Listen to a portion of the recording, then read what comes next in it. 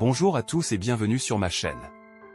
Aujourd'hui, nous allons parler du béton, ce matériau de construction très utilisé dans le monde entier.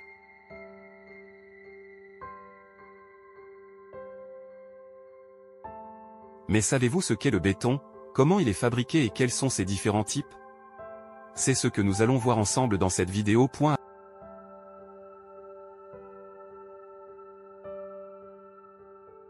Alors préparez-vous et laissez un pouce bleu pour cette vidéo pour permettre à l'algorithme de recommander cette vidéo à d'autres personnes et pour nous soutenir. Let's go!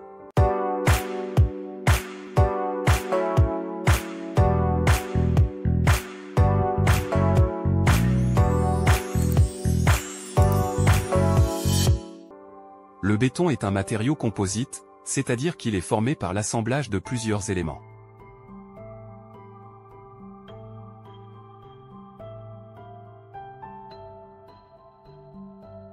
Les ingrédients de base du béton sont le sable, le gravier, le ciment et l'eau.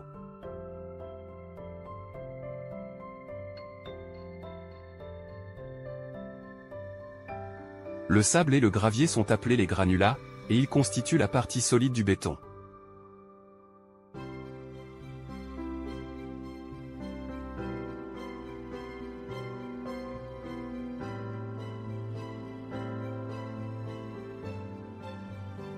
Le ciment est un liant hydraulique, c'est-à-dire qu'il durcit en présence d'eau.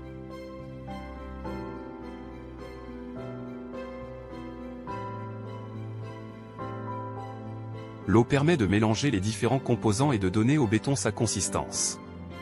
Le dosage du béton est très important, car il va déterminer ses propriétés mécaniques, comme sa résistance ou sa durabilité.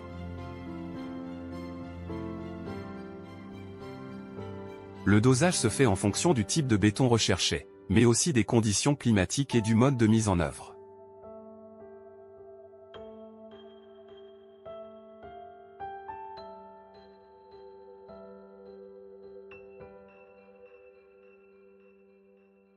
Il existe des normes qui définissent les dosages recommandés pour chaque usage du béton. Mais le béton n'est pas un matériau uniforme.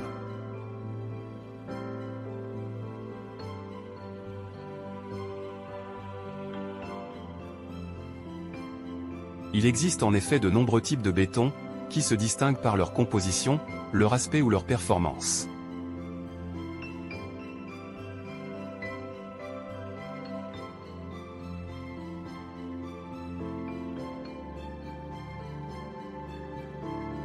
Voyons ensemble quelques exemples de types de béton. Le béton léger, c'est un béton dont la densité est réduite par rapport au béton classique. Pour cela, on utilise des granulats de faible densité, comme des billes de polystyrène ou des granulats végétaux. On peut aussi ajouter des adjuvants qui vont créer des bulles d'air dans le mélange. Le béton léger présente l'avantage d'être plus isolant thermiquement et acoustiquement que le béton classique. Il est utilisé pour la réalisation de ourdis, de cloisons ou de réhabilitation de bâtiments anciens. Le béton lourd, c'est l'inverse du béton léger.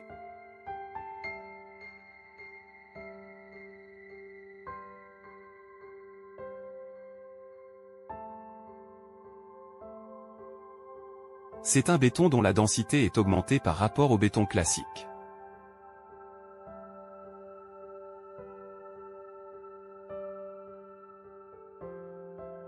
Pour cela, on utilise des granulats de densité élevée, comme du plomb, de la magnétite ou de l'hématite. Le béton lourd présente l'avantage d'être plus résistant aux radiations et aux chocs que le béton classique. Il est utilisé pour la protection contre les rayonnements nucléaires ou la réalisation de contrepoids. Le béton autoplaçant, c'est un béton très fluide qui se met en place sans avoir recours à un système de vibration. Pour cela, on ajoute des adjuvants qui vont modifier la viscosité du mélange, comme des superplastifiants ou des agents de viscosité. Le béton autoplaçant présente l'avantage d'être plus facile à mettre en œuvre et de remplir les espaces les plus étroits que le béton classique.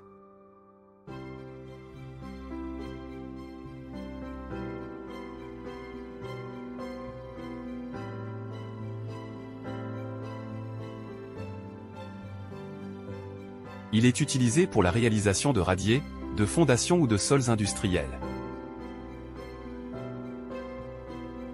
Le béton fibré, c'est un béton dans lequel on incorpore des fibres synthétiques ou métalliques qui vont renforcer sa structure. Les fibres sont réparties de manière homogène dans le mélange et ont des dimensions et des formes variées. Le béton fibré présente l'avantage d'être plus résistant à la traction, à la fissuration et au feu que le béton classique. Il est utilisé pour la réalisation de dalles, de poutres ou de tuyaux. Les bétons décoratifs, ce sont des bétons qui ont un aspect esthétique particulier. Ils peuvent être colorés, texturés ou imprimés selon les envies. Pour cela, on peut utiliser des pigments, des matrices ou des moules qui vont donner au béton son aspect final. Les bétons décoratifs présentent l'avantage d'être plus personnalisables et plus attrayants que le béton classique. Ils sont utilisés pour la réalisation de murs, de terrasses, de dalles ou d'allées. Les bétons haute performance, ce sont des bétons qui ont des propriétés mécaniques supérieures aux bétons classiques.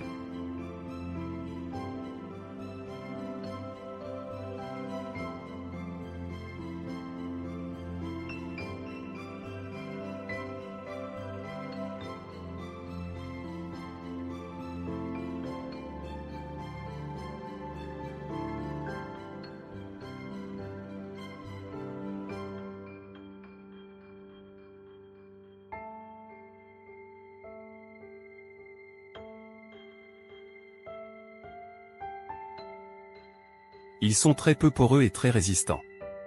Pour cela, on utilise des granulats de qualité, un dosage élevé en ciment et des adjuvants spécifiques.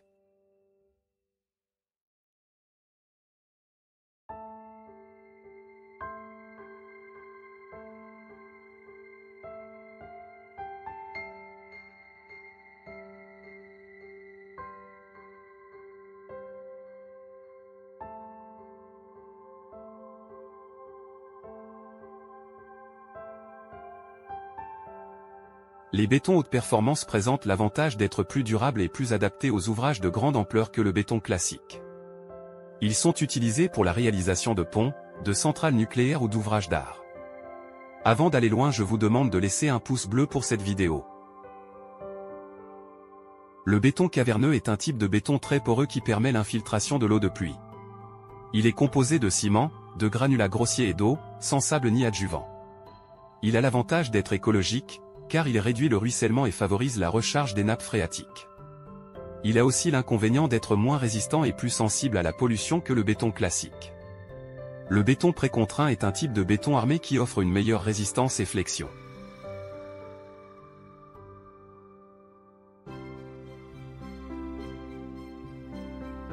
Il est composé de béton et d'acier, mais l'acier est mis en tension avant ou après la prise du béton.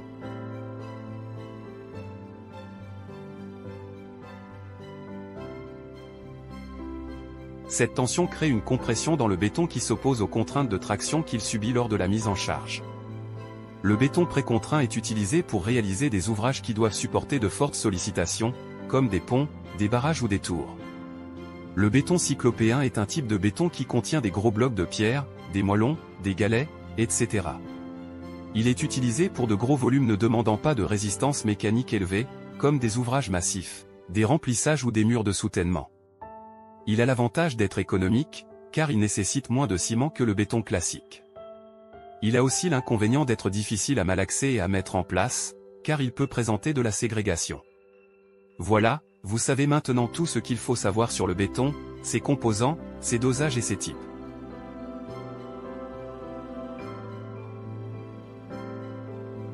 J'espère que cette vidéo vous a plu et que vous avez appris des choses intéressantes. N'hésitez pas à me laisser un commentaire, à mettre un pouce bleu et à vous abonner à ma chaîne pour ne rien rater de mes prochaines vidéos. À bientôt.